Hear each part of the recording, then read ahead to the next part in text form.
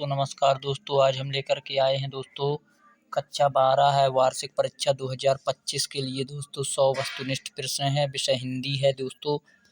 तो कृपया एक बार देख लीजिए दोस्तों। 70 में 70 नंबर का पेपर है, मतलब 32 नंबर तो ऑब्जेक्ट में आ ही जाएंगे दोस्तों। पहला प्रश्न है, हिंदी पद्य साहित्य को बांटा गया है तो 4 कालों में बांटा गया है। दूसरा है, वीरगाथा गाल की प्रसिद्ध रचना है, पृथ्वीराज रासो है।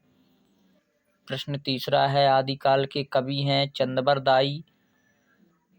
प्रश्न क्रमांक चौथा है, भक्ति काल के लोकनायक कवि हैं तो दोस्तों तुलसीदास हैं।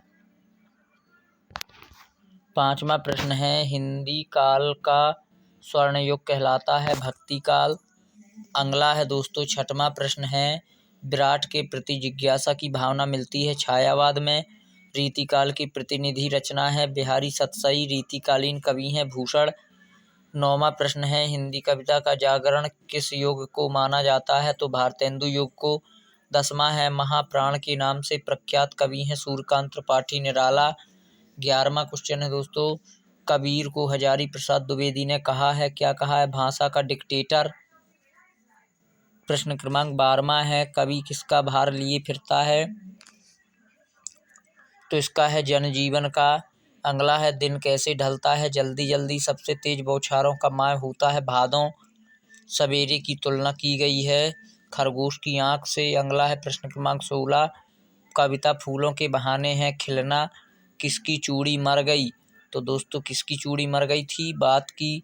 अगला है, रघुवीर सहाय की कविता कमरे में बंद अपाहिज किस संग्रह से उद्घृत हैं तो लोग भूल गए हैं।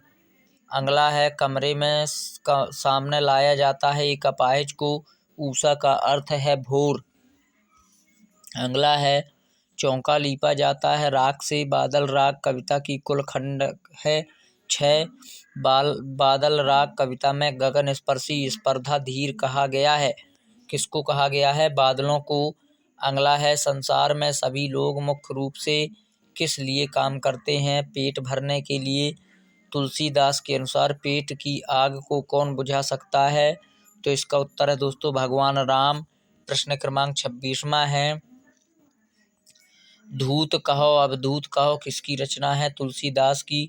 घुटनों में लेकर माँ बच्चे को क्या करती है तो दोस्तों कपड़े पहनाती है। फूलों की नई कलियों की कोमल गांठें कौन खोलता है, बसंत ऋतु खोलती है। आकाश में कौन उड़ रहे हैं, बगुले। किसके अंकुर फूटते हैं, शब्द के। प्रश्न क्रमांक 31वां है, हालाबाद के कवि हैं हरिवंश राय बच्चन। अगला है, अशोक धनवा की पहली कविता थी जनता का आदमी। अगला है, तीसरा शतक के एक प्रमुख कवि कौन थे, कुंवर नारायण। दूसरी शतक की प्रमुख कवि कौन थे, रघुवीर सहाय। स्वयं को उर्दू और हिंदी का दोआब मानने वाली कवि थे शमशेर बहादुर सिंह। अगला है, सूर्यकांत त्रिपाठी निराला किस युग के कवि हैं, छायावाद के। भक्ति काल की सगुन काव्य धारा में राम भक्ति शाखा के सर्वोपरि कवि हैं तुलसीदास। अगला है, एक शायर के रूप में फिराक गोरखपुरी अपना उपनाम लिखते थे, फिराक। अगला है, गुजराती कविता और साहित्य को नई भंगिमा और नया स्वर देने वाले कवि हैं उमाशंकर जोशी। अगला है, भारतेंदु युग से पूर्व हिंदी गद्य की विकास में योगदान देने वाले कवि हैं राजा लक्ष्मण सिंह। अगला है, खड़ी बोली गद्य की प्रथम रचना है गोरा बादल की कथा। अगला है, भारतेंदु युग की कालावधि है 1850 ईस्वी से 1900 ईस्वी तक। अगला है, भारतेंदु युग के गद्यकार हैं बालकृष्ण भट्ट। अगला है, सुप्रसिद्ध उपन्यास चंद्रकांता संतति के उपन्यासकार हैं देवकी नंदन खत्री। अगला है, उदय शंकर भट्ट प्रसिद्ध रचना है नाटककार के रूप में। अगला है, महादेवी वर्मा प्रसिद्ध हैं रेखा चित्रकार के रूप में। अगला है, सरदार पूर्ण सिंह निबंधकार हैं द्विवेदी युग के। अगला है, प्रेमचंद का प्रसिद्ध उपन्यास है गबन। अगला है, प्रेमचंद की कहानी 8 करों में प्रकाशित है मानसरोवर। अगला है, भारतेंदु काल के नाटककार हैं शंभुनाथ सिंह। अगला है, प्रसाद जी ने लगभग की कहानी लिखी हैं तो दोस्तों कितनी कहानी लिखी थी, 69 कहानी। भक्तिन कहाँ की रहने वाली थी? झूंसी की। अगला है भक्ति सेवक धर्म में किससे स्पर्धा करने वाली है? हनुमान जी से। अगला है भक्ति के पति का देहांत किस आयु में हुआ था? 36 वर्ष की आयु में। बाजार कब जाना चाहिए जब मन खाली ना हो? किसकी गर्मी बाजार से अधिक सामान खरीदने पर विवश करती है? पैसे की।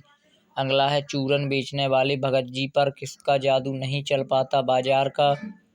अगला है श्यामनगर की रात दरबार का दर्शनीय जीव कौन था? लुट्टन सिंह। अगला है किसकी आवाज मृत गांव में संजीवनी शक्ति भारती रहती थी? पहलवान की ढोलक की आवाज। अगला है किशोर की टोली पानी दे मैया का कर के सेवा के आने की सूचना देता है? इंद्र सेना। आज के लोगों का लक्ष्य है स्वार्थ सिद्ध करना। लुट्टन पहलवान ने हराया था चांद सिंह को। जेठ मास की तपन और भादों मास की कोमल कलजई अवधूत के समान किस फूल का पेड़ खिलता? शिरीष। अगला है संस्कृत साहित्य के कवि कालिदास ने शिरीष के फूल को माना है कोमल।